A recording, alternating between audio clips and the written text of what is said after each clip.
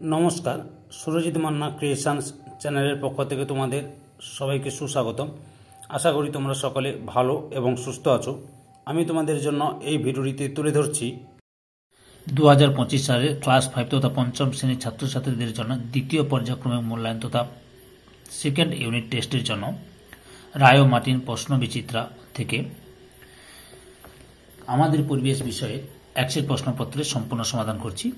তার আগে তোমাদের কাছে অনুরোধ, তোমরা ভিডিওটি না টেনে পুরোটা দেখো। ভিডিওটি কেমন লাগলো কমেন্ট করে জানাও, ভিডিওটিতে লাইক দাও এবং শেয়ার করো, এবং চ্যানেলে নতুন হলে চ্যানেলটিকে সাবস্ক্রাইব করে চ্যানেলের সঙ্গে যুক্ত হয়ে যাও। আলোচনা শুরু করছি। 2 নম্বর set Boral high school HS এই স্কুলের প্রশ্নপত্র সেটটি সলভ করছি। 1-এর দাগে সঠিক উত্তরটি নির্বাচন করো। 1.1 পরিবেশ দিবস পালন হয়। অপশান কতে 5ই জুন।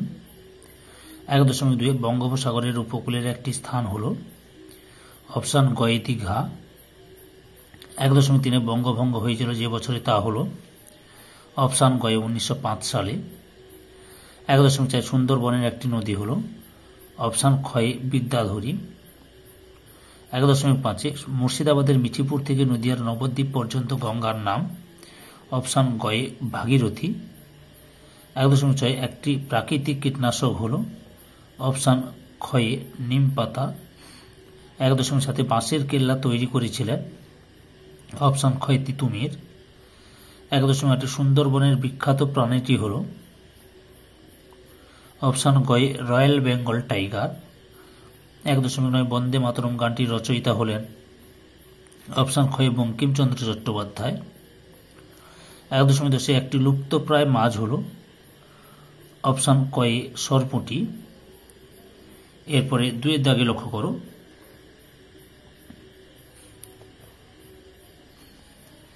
নিচের প্রশ্নগুলি সংক্ষিপ্ত উত্তর দাও।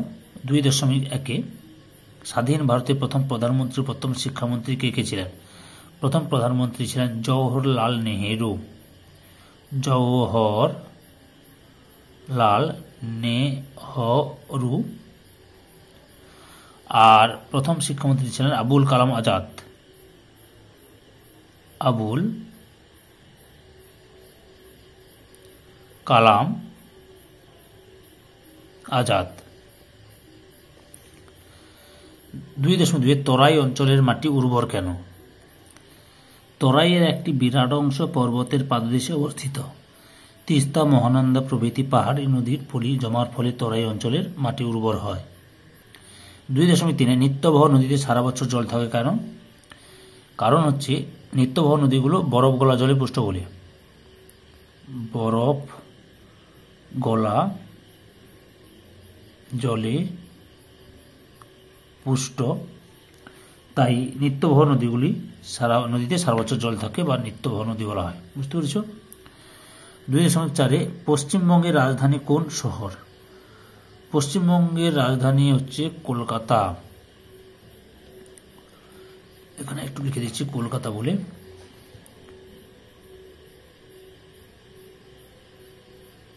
কলকাতা। পশ্চিমবঙ্গের কোন শহরটির প্রাচীন নাম তাম্রলিপ্ত? তমলুক। কি লিখবে? তমলুক। পূর্ব মেদিনীপুর জেলার সদর শহর তমলুক। তারপরে কি রয়েছে? 2.5 কাজু বাদাম ও আম চাষের জন্য পশ্চিমবঙ্গে কোন কোন জেলা বিখ্যাত? কাজু বাদামের জন্য পূর্ব মেদিনীপুর জেলা। পূর্ব মেদিনীপুর।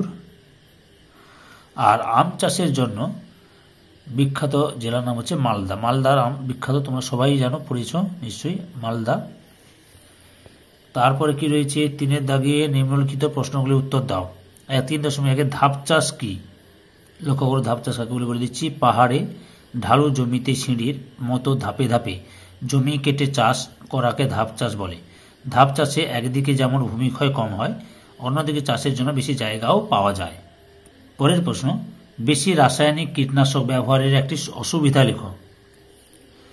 বেশি রাসায়নিক কীটনাশক প্রয়োগ করলে জমির বন্ধু পোকারাও মরে যাবে, ফলে মৌমাছি, প্রজাপতি, রেশমমথ, ফড়িং প্রভৃতির অভাবে পরাগ সংযোগ ব্যাহত হবে। ডিভিসি এর পুরো নাম কি? ডিভিসি এর পুরো নাম হলো দামোদর ভ্যালি কর্পোরেশন। দেখেছ?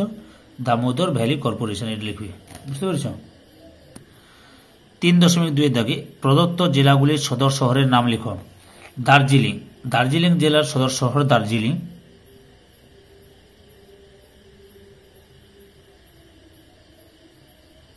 দার্জিলিং। কালিম্পং জেলার সদর শহরের নাম কালিম্পং। কালিম্পং। হাওড়া জেলার সদর শহরের নাম হাওড়া। হাওড়া।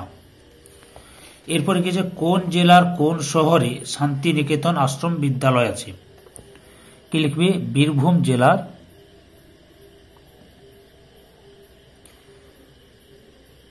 বীরভূম জেলার বোলপুর শহরে। বোলপুর শহরে, বীরভূম জেলার বোলপুর শহরে শান্তিনিকেতন আশ্রম বিদ্যালয় অবস্থিত। সম্পূর্ণ ভিডিওটি দেখে আমার চ্যানেলের পাশে থাকার জন্য তোমাদের সবাইকে অসংখ্য অসংখ্য ধন্যবাদ।